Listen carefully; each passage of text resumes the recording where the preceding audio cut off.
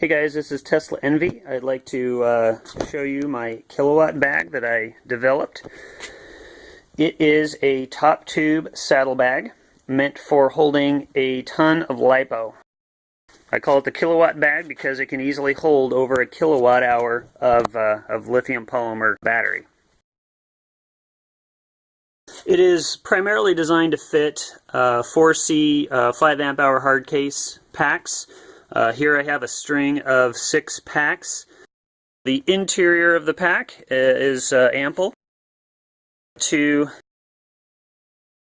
drop that bank of 6 hard case packs in there, complete with the wiring. And of course you have 2 sides, so you can get a total of 6 and 6 or 12 banks of 4S 5 amp hour hard case packs. You can also fit a variety of the new multi-star packs. And based on the listed HobbyKing dimensions, here's what you can fit. For the 6S 10 amp hour multi-star packs, you can fit 4 packs each side for a total of 8, and that'll net you about 1776 watt hours, or 1.7 kilowatt hours. That's good for like a 12S 40 amp hour pack or a 24S 20 amp hour pack. For the 6S 16 amp hour size, you can fit 3 each side for a total of 6 packs and 2130 watt hours or 2.1 kilowatt hours, and that would be good for like an 18 series 32 amp hour pack. For the 4S 10 amp hour hard case packs, you can fit up to 7 packs on each side, so you can get a total of 14 packs, 2072 watt hours or just over 2 kilowatt hours.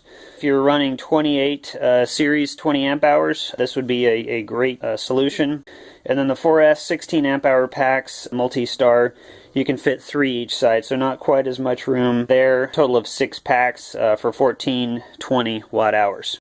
Just a little bit more about the features and some of the things that I want to change for the production run here. So it does have a handle, but this wasn't quite what I was envisioning for the handle. I'd rather have the handle a little bit tighter to the top so it doesn't have such the throw. So I'm going to have the seamstress just kind of tack this to the top a little bit tighter like that. So it just creates a tighter handle at the top. The attachment mechanism for attaching it to the bike is a set of straps and buckles, and I don't really like having a buckle, right at the very end of where it attaches to the bike. So I'm gonna change this design a little bit and have the female side just permanently mounted up tight to the bag in here. Just have an extra long lead on the male side. It should be able to get you about 8 to 12 inches of loop. Up to that, of course, you can make it smaller just by adjusting the loop on the male. So we've got attachment straps on either end of the bag. So the interior of the bag is a product called Nomex, and Nomex is an aramid fiber made by DuPont, and it is flame retardant or flame resistant. Firefighters use this for their firefighting suits, and airplane test pilots use this for their flight suits. They make their suits out of this material.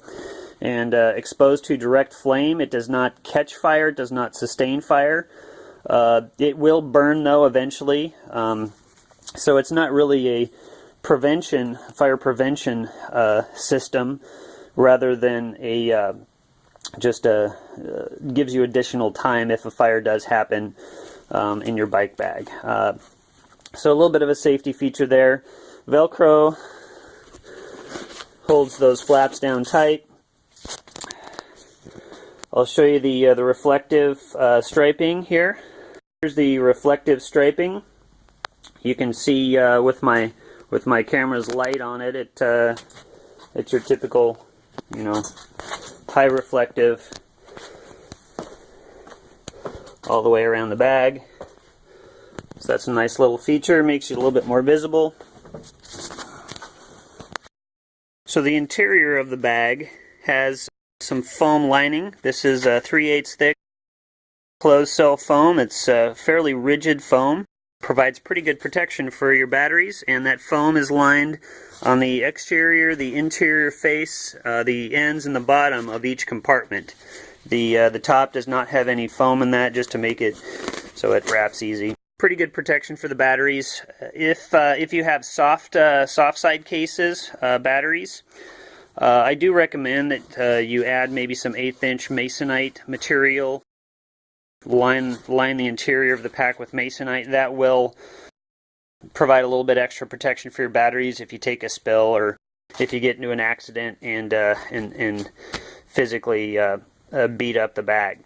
The other thing I'd like to show you here is something I did on the underside, and that is where the bag wraps over your top tube. I've added this rubber strip here. This is an anti-slip rubber strip, so this will keep the bag from shifting forward and back, in addition to the straps that are holding it in place. That rubber really helps keep that bag in place. Now let's go show you how it mounts onto the bicycle. So I've got my giant Rincon e-bike here that has a triangle pack on it already.